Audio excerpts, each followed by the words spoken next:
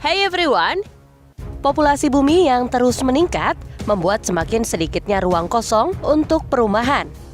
Sangat mungkin jika kota terapung dan kota bawah laut dapat menjadi nyata di masa depan. Namun, bagaimana kalian dapat memecahkan masalah yang ada? Tentu saja, membangun sesuatu di atas air jauh lebih sulit daripada membangunnya di darat. Namun, di zaman sekarang ini, umat manusia dapat membangun fasilitas luar biasa, bahkan di sungai, laut, dan samudra sekalipun. Apakah kalian masih meragukan hal itu? Well, kali ini kita akan membahas bagaimana struktur bawah air dibangun. Check it out! Eits, seperti biasa, sebelum lanjut jangan lupa like, subscribe, dan tekan tombol notifikasi kamu di bawah video ini ya, agar kalian tak ketinggalan berita menarik dari channel ini. Anjungan minyak lepas pantai. Bagaimana rig minyak besar ini muncul di Laut Teluk Meksiko? Dibangun oleh ratusan insinyur yang bekerja pada desain platform raksasa yang disebut Appomattox selama 4 tahun. Bukan hanya karena ukurannya, tetapi juga mengesankan. Platform ini memiliki tinggi 29 lantai, lebar 2 lapangan sepak bola, dan beratnya lebih dari kapal induk. Struktur juga harus tahan lama, setidaknya mampu bertahan 40 tahun atau 2 kali lebih lama dari platform lainnya. Tugas ini tentu sangat menantang mengingat Appomattox terletak di area dengan kondisi cuaca yang sangat buruk. Dan beberapa bagiannya akan terendam hingga kedalaman hampir 2,5 kilometer. Tim pembangunan harus memikirkan proyek ini dengan cermat. Jenis insulasi pipa apa yang dapat bertahan selama 40 tahun jika terkena air asin dan suhu yang ekstrim. Pembangunan pun harus meminta bantuan ahli kimia dan kemudian konstruksi pun dimulai. Butuh 2 tahun untuk membangun 4 modul raksasa yang membentuk bagian atas platform. Setiap modul memiliki berat lebih dari 10.000 ton dan perlu menaikkannya pada ketinggian 18 meter sekaligus mengaturnya dengan presisi hingga 1 cm. Wow, tantangan yang cukup sulit bagi para pembangun, bukan?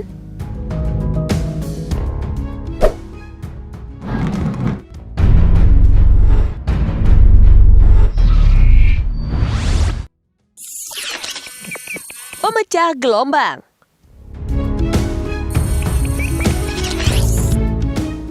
Let's go to Haifa, sebagai pelabuhan internasional terbesar ketiga di Israel. Terutama dalam hal lalu lintas barang yang menangani lebih dari 29 ton kargo setiap tahunnya. Dermaga besar yang membentang beberapa kilometer ke laut dan melindungi dari gelombang ini dibangun dalam beberapa tahap. Pertama, lapis demi lapis dibuat dari gundukan tanah. Dapat kalian bayangkan jumlah tanah yang harus diambil. Kemudian, tanggul diperkuat dengan pondasi beton dan balok beton yang tampak lucu ini diletakkan di tempatnya untuk memecahkan ombak.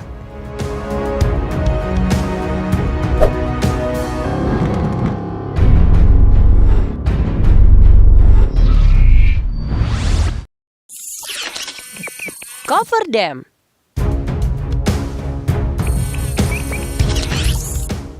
Bayangkan, kalian perlu membangun jembatan yang melintasi laut. Bagaimana kalian meletakkan fondasinya jika hanya ada air di sekitarnya? Mengenakan pakaian selam dan lakukan semua pekerjaan di dalamnya bukan ide yang paling cemerlang. Pertama, tumpukan struktur didorong ke dalam bagian bawah reservoir. Kemudian ditutup dengan bingkai tahan air yang biasanya terbuat dari baja dan beton. Setelah area yang diinginkan terisolasi, air dipompa keluar menggunakan pompa berkekuatan besar. Here you go! Sekarang kalian mempunyai area yang benar-benar kering dan aman, di mana dapat dikerjakan pembangunan sebaik di darat. Satu-satunya kelemahan cover dam adalah harganya yang sangat mahal dan tidak dapat digunakan berulang kali.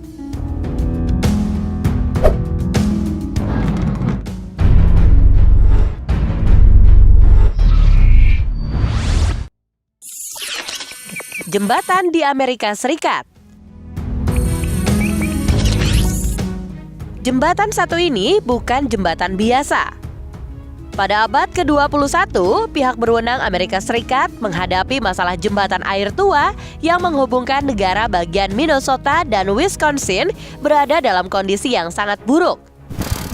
Untuk mulai membangun jembatan baru yang melintasi sungai St. Croix itu, pembangunan harus mempertimbangkan banyak kekhasan budaya dan lingkungan sejarah di wilayah tersebut. Waduk yang berada di bawah perlindungan negara wilayah pesisir ini dihuni oleh spesies yang terancam punah. Proyek pun berubah beberapa kali selama 20 tahun. Tetapi pada tahun 2014, Departemen Transportasi Minnesota telah menemukan solusi yang sempurna. Desain inovatif khusus dipilih untuk meminimalkan dampak terhadap lingkungan dengan mengurangi jumlah penyangga jembatan. Dan kalian dapat melihat hasilnya. Jembatan penyeberangan Croix yang panjangnya 1,5 kilometer dan tinggi lebih dari 45 meter ini hanya memiliki 5 penyangga di dalam air. Tentunya, ide inovatif dalam pembangunan proyek ini sangat mahal, yakni menghabiskan biaya mencapai $700 juta atau lebih dari 10 triliun rupiah.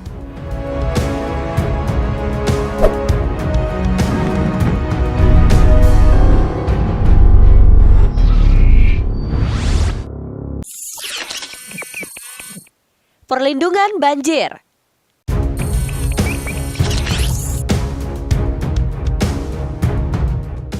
Kalian sekarang mengamati pembangunan sistem perlindungan banjir di Pulau Highling di Inggris. Garis pantai mulai runtuh dan 1.800 rumah bisa saja kebanjiran. Kemitraan Pantai Solent Timur telah bekerja sama dengan Badan Lingkungan dan Konstruksi Raymond Brown untuk menyelamatkan properti lokal tersebut.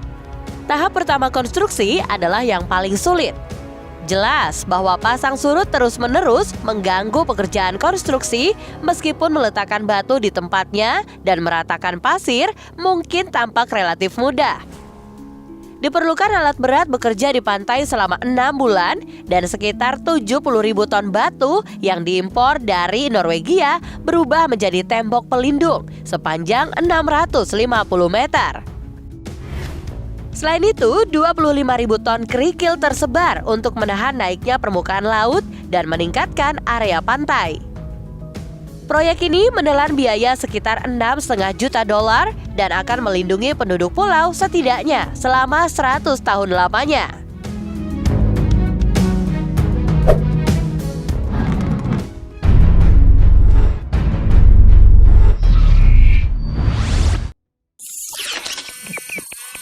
Ladang angin di laut.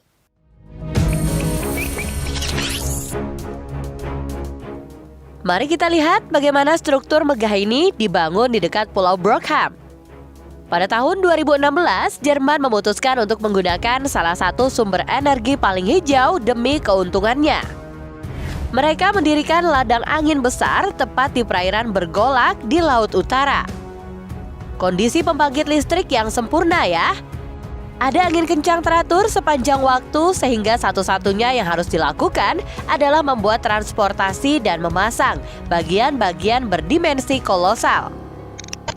Proyek ini terdiri dari 67 turbin dengan rotor 154 meter yang menghasilkan daya total 402 megawatt.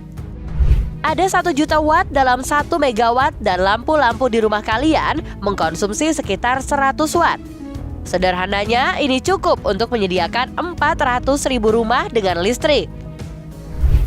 Bagian tersulit dari proyek ini adalah membuat fondasi untuk penggilingan yang melindunginya dari kekuatan perusak laut. Pipa raksasa yang sekarang kalian lihat adalah solusinya. Setiap pipa sepanjang 85 meter dengan diameter sekitar 8 meter dan beratnya bahkan lebih dari 1.300 ton. Dan yang lebih mengejutkan lagi adalah bahwa pengerjaan konstruksi ini hanya membutuhkan waktu 23 bulan. Wow!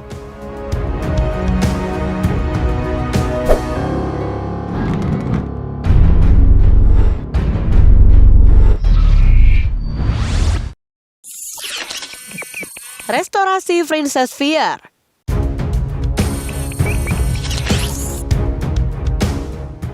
Dermaga sepanjang 580 meter di Melbourne memiliki makna budaya yang sangat besar di Australia, yang berfungsi sebagai titik keberangkatan bagi pasukan Australia selama Perang Dunia Pertama dan Kedua, sekaligus merupakan tempat pendaratan bagi ribuan pos perang. Namun, kondisi struktur sejarah ini secara bertahap memburuk. Tumpukan membusuk dan dek runtuh di banyak tempat, yang hanya membuat segalanya menjadi lebih sulit untuk perusahaan pengembangan Victoria. Dermaga tidak dapat menahan alat berat yang dibutuhkan untuk melakukan pekerjaan. Tetapi masalah modern memerlukan solusi modern juga. Sehingga check-up terapung seberat 300 ton, 120 ton derek, dan penyelam profesional terlibat dalam rekonstruksi ini. Elemen kayu harus dibongkar sepotong demi sepotong, mesin berurusan dengan dasar beton yang dipulihkan tanpa membongkarnya, dan unit hidrolik bertugas mengangkat sepenuhnya. Proyek pun selesai dalam kurun waktu 4 tahun dan memakan biaya hingga 34 juta dolar atau lebih dari 500 miliar rupiah. Fantastis, bukan? Well guys, itulah daftarnya. Gimana nih menurut pendapat kalian? Jangan lupa tulis kritik dan saran kalian di kolom komentar ya. Sampai jumpa dan terima kasih sudah menonton.